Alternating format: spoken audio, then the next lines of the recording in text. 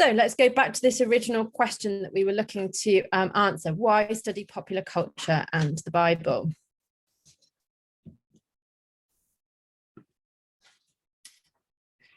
So I think that Katie Edwards' introduction to rethinking biblical literacy, so her introduction to her collected volume of essays entitled Rethinking Biblical Literacy, gives us a good way into thinking about this.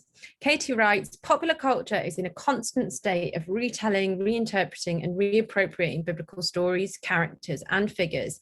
And yet, annual reports from Christian organizations warn us of a steep decline in biblical literacy. So what is biblical literacy, and is it possible to measure it? So that's interesting because, as Edwards quotes, is recognizing many people when describing society today would describe it as a secular society, which actually I'm inclined to think isn't a completely accurate description of what we have, particularly living in Britain, but certainly globally. But nonetheless, we have seen particularly in Europe and in America, the decline of religion as we know it in terms of things like church attendance or attendance at other religious institutions in the main, although there is considerable variation across different religious traditions and different locations. But nonetheless, Katie Edwards is asking what exactly biblical literacy might look like in the 21st century.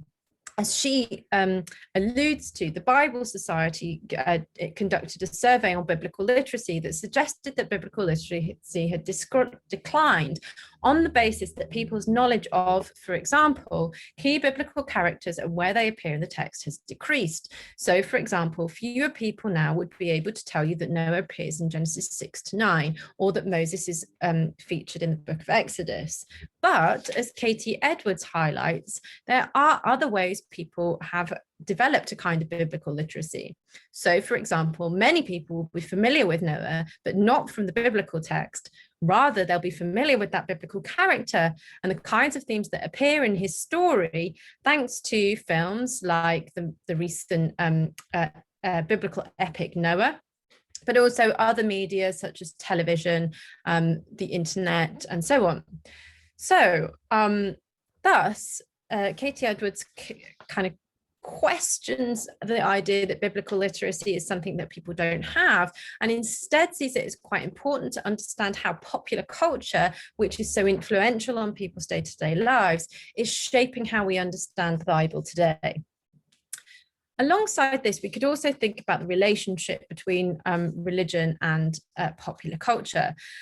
We could think about 4 different ways that come about in John Lydon's introduction to his companion on popular culture and religion. And he frames the relationship between religion and popular culture in these ways. First, that religion has often been against popular culture. So often we assume that religion is, that we would not study popular culture within religious studies because the relationship between religion and popular culture has been quite fraught. This is something that was really embodied in something like the Satanic Panic of the 80s and 90s, which saw various Christian groups condemning other kinds of popular culture, such as various types of music, different kinds of gaming culture, all of which was associated, according to the groups that were wanting to, the Christian groups that were wanting to kind of stop to their presence in society. Was kind of bringing occult knowledge and practices into the particularly American culture of the time. So this is a perfect example of the ways in which religion can stand against, and indeed some would argue mischaracterize popular culture as a threat to their worldview. The next is that you could find religion in popular culture. So we might, and this is mostly what we're going to be looking at today, the way in which religion is dealt with within different popular culture resources, be that television, social media, and so on. The third way that you could think about is religion using popular culture. So this might be, as I mentioned previously, the rise of things such as Beyonce masses. That's an example of a religion, Christianity, using an aspect of popular culture, the musical work of Beyonce, in order to kind of communicate with and supplement their connection with their participants. And then we could think about popular culture as religion, so new religious movements that have emerged quite recently in relation to popular culture elements. So, for example, Jediism, which emerged in the wake of Star Wars. Today, we're going to think about two key aspects of Adam and Eve in popular culture. The first of those is the use of Adam and Eve in advertising. Arguably, we could suggest that the Garden of Eden story lends itself very well to this application. This is perhaps indicated by the existence of an advertising agency with the name Adam and Eve, which is what's the image that's on this slide. In some ways, the Garden of Eden story could, I would argue, immediately lend itself to something like advertising for a range of different reasons that are kind of form part of Genesis 1-5. First of all is that the text includes elements of seduction, which of course is at the core of the work and the practices of advertising. Their aim is to convince you, persuade you to consume the product that they're advertising. And the second, of course, is that the story is about consumption, about the eating of the fruit of the tree of the knowledge of good and evil and what follows. As Linda S. Shearing and Valerie H. Ziegler have said, history's earliest upscale demographic couple are Adam and Eve. At one time, it is believed they owned the rights to the planet's entire agricultural output, but disagreements with the original rights holders led to a sudden economic downturn. Also noteworthy in advertising history because they were active participants in the first known marketing campaign. So Adam and Eve could be seen as participants in the first known marketing campaign, which utilized antiquity's groundbreaking campaign slogan, "Go ahead, one bite won't kill you." And in many ways that is true. It turns out that the serpent is correct when he says that the couple won't die from eating the fruit of the tree of knowledge of good and evil in the Garden of Eden. So we can see that there are these themes that are kind of totally applicable to advertising and kind of images, both of Eve and the snake, and of course also the fruit, which lend themselves to a situation of persuasion and temptation. The second example of popular culture we'll be looking at today is television.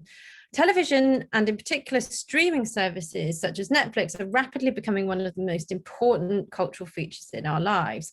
According to the Office for National Statistics, there are 27.6 million households in the UK. And according to a parliamentary briefing paper on TV license fee statistics in 2019, 27.2 million, or 95% of people in the UK, of households in the UK, owned a television set. Of these, according to Statista, one of the leading providers of market and consumer data, in 2019, 12.4 million households subscribed to Netflix. That's a considerable proportion of the population. And as you can see from the Statista diagram on my slide, that's been rapidly increasing both in the USA and internationally since 2015. So television shows are not just popular visual media. In the UK, television is one of the most popular elements of our visual culture, I would say, alongside advertising. So we might be forgiven for assuming that the power of television holds over us is in the main over what we buy, what we wear, what we eat, and so on. And the same could be said of advertising. That it's essentially a medium for promoting consumer culture. However, to do so would be to buy into this dichotomy that we've already looked at between high culture and low culture. Perhaps things like television, advertising, and social media now, in fact, are taking the place of high culture, such as literature, art, music, politics, and religion, in shaping the way that we live our lives and create meaning. Elijah Ziegler, in his work on religion and television, has suggested that movie palaces are or were, given our kind of current, I would add or were, given our current context in the pandemic, cathedrals of the image where we partake in shared experience, so taking the space of what religious sites would have done before. Goes on to say TVs are home shrines, personalised and comfortable. Diane Watson builds on this observation by Ziegler when she notes that one of the largest and most expensive objects in the family room, the television, is an altar where we exchange our daily struggles for visions of transcendence. Perhaps this is true now more than ever, as religious ceremonies are only just starting to recover from a kind of a break during lockdown. And millions of people turn to their televisions to soothe their anxieties about current coronavirus pandemic.